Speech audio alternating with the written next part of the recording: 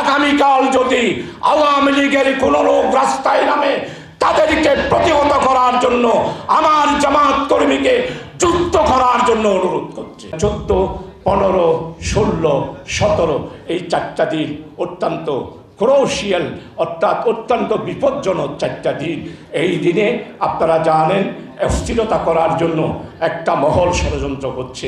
আগামীকাল যদি আওয়ামী লীগের কোনো লোক রাস্তায় নামে তাদেরকে প্রতিহত করার জন্য আমার জামাত কর্মীকে যুদ্ধ করার জন্য অনুরোধ করছে। মারা গেছে, সবগুলো পুলিশের গুলিতে মারা গেছে।